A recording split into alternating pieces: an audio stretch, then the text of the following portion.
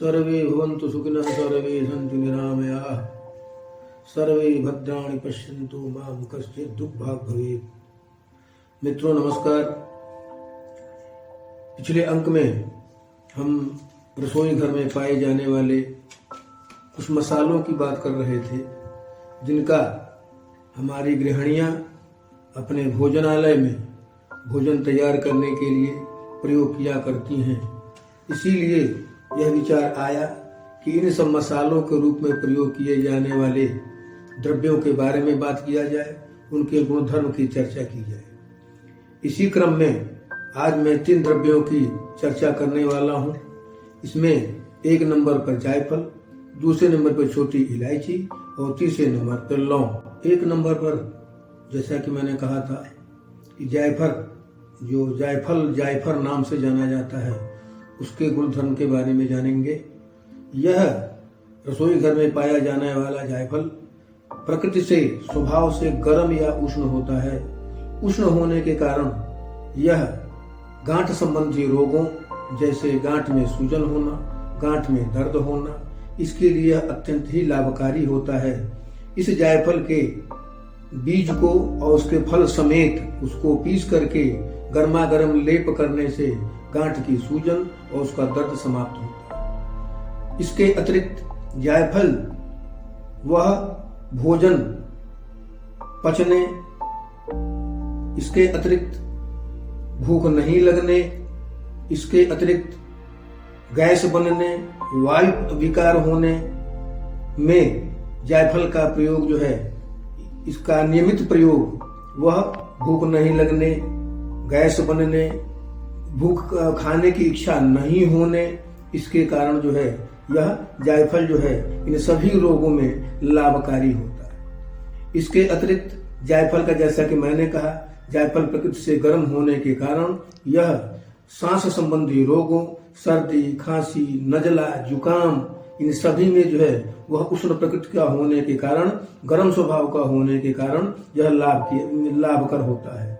जायफल से बना हुआ चूर्ण जो है उसका प्रयोग करने से खांसी, सर्दी, नाक से पानी आना, सांस फूलने तक में भी जो है यह लाभकारी होता है। इसके अतिरिक्त जायफल का प्रयोग चमड़े से संबंधित रोगों में जायफल से सिद्ध किया हुआ तेल या जायफल से बनाया हुआ तेल चमड़े के रोगों के लिए लाभकारी और श्रेष्ठ माना गया। रसोई घर में पाए जाने वाले दूसरे मसाले के रूप में छोटी इलायची बहुतायत रूप से रसोई में विविध खाद्य पदार्थों के बनाने में उसका उपयोग होता है। इलायची वैसे तो व्यापारी समुदाय के अनुसार, स्थान के अनुसार 2 प्रकार की होती है। एक होती है मैसूरी इलायची और दूसरी होती है मालाबारी इलायची। इलायची के सुगंध, इलायची के गुणधर्म के बारे में सामान्य गृहिणियां, स्त्रियां जानती हैं। चिकित्सा के रूप में जब इलायची की हम बात करते हैं, चर्चा करते हैं, तो इलायची जो है सबसे पहले इसका गुणधर्म, इसका काम मुख से या मुंह से शुरू होता है। यह मुंह में होने वाले अशुद्धि को दूर करता है, मुंह में पैदा होने वाले दुर्गंध को दूर करता है। इसके अतिरिक्त इलायची जो होती है वह भूख को बढ़ाती है, स्वाद को अच्छा करती है और इसका सबसे बड़ा गुण है कि यह होने वाली उल्टी या उल्टी जैसा मन करता हो तो इसके बीज का प्रयोग जो है चबा करके मुंह में रखने से उल्टी होना, उल्टी होने जैसा लगना, इनको यह रोकती है। इसके अतिरिक्त इलायची जो है वह सांस संबंधी रोगों में, गले संबंधी रोगों में इसका प्रयोग जो वह किया जाता है। रसोई घर में पाया जाने वाला तीसरा मसालेदार भोजन के तैयारी में अपनी महत्वपूर्ण भूमिका या असली भूमिका निभाने वाला जो खाद्य पदार्थ है, जो द्रव्य है, उसे लौंग कहते हैं। लौंग के बारे में सब लोग जानते हैं। लौंग के गुणधर्म के बारे में बहुत कुछ जाना जाता है।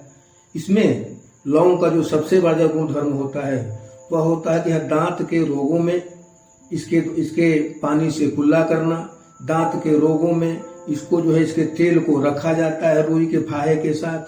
इसके अतिरिक्त लौंग जो होता है वह श्वास संबंधी रोगों के लिए अत्यंत गुणकारी होता है। लौंग खांसी के लिए, खास करके सूखी खांसी हो तो उसके लिए बहुत लाभकारी माना जाता है। इसके अतिरिक्त अगर बलगम भी निकलता हो, पीले रंग का बलगम निकलता हो, तो ऐसे में भी लौंग का प्रयोग जो है श्रेष्ठ होता है, उपकारी होता है।